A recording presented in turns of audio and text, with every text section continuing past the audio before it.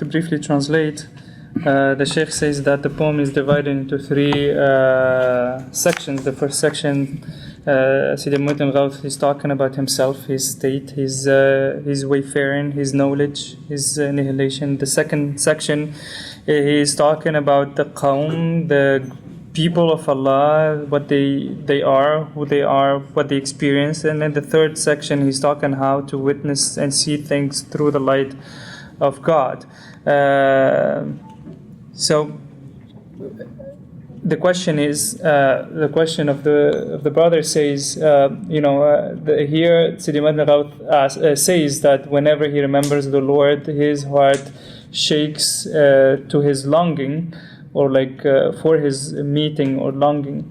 My longing shakes for his meeting, but he says, the brother says, sometimes I feel this, but most of the times I don't. I only feel this only in some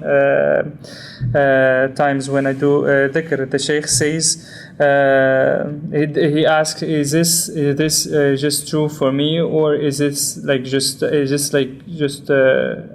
something that is specific to people like Abu Madyan al-Ghawth? Sidi Shaykh says, the second section that talks about the people of Allah affirms that the truth of connection is to experience this.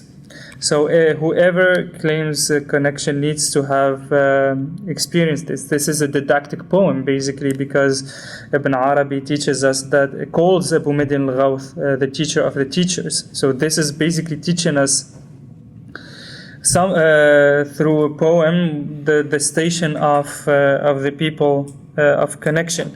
So why do I not taste what they taste? Why do I don't experience longing, shawq?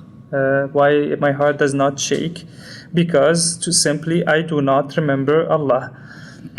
If you remember Allah constantly, then gradually you will experience this constant longing.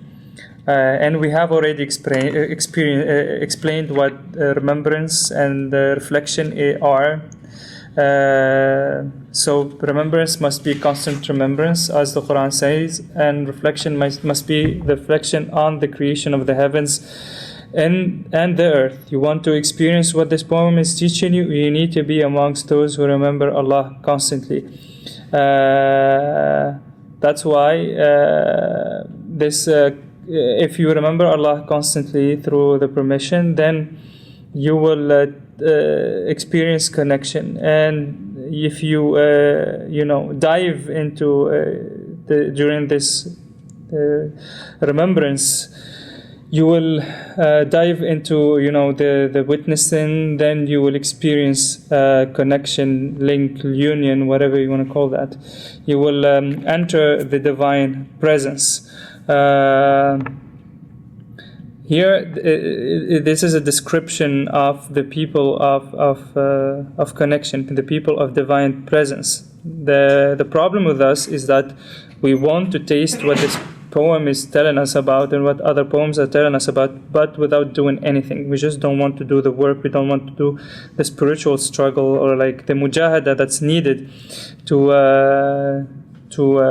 experience these higher station. That's why the Shaykh says in the beginning of the path, the wayfarer must remember Allah constantly until the tongue becomes soft through the remembrance of Allah, until the tongue becomes just too soft through this remembrance. Some of you might be asking why we don't see the Shaykh, sitting down doing dhikr all the time, because the Shaykh did this in the beginning. The Shaykh was remembering Allah at every moment through the tongue and through the heart. And when he experienced the lifting of the veil, there he entered into the divine presence, and there for him, he became in a state of complete remembrance, complete presence with the divine. As Abu Yazid al-Bustami says, Abu Yazid al-Bustami was asked, why you don't remember your Lord? Abu Yazid al-Bustami said, how do I remember the one who is not absent from me. So basically, in this station, remembrance itself becomes, dhikr becomes a hijab, becomes a veil between you and the Lord, because you have.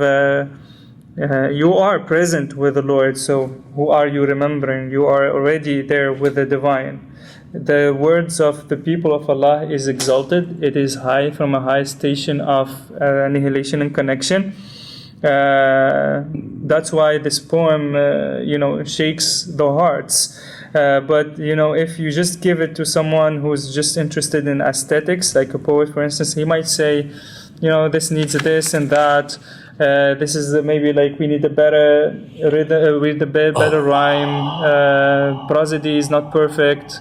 We need more work on the vocabulary. But since this is from station of divine presence, then this poem has been inherited and still shakes the heart of those who long for Allah.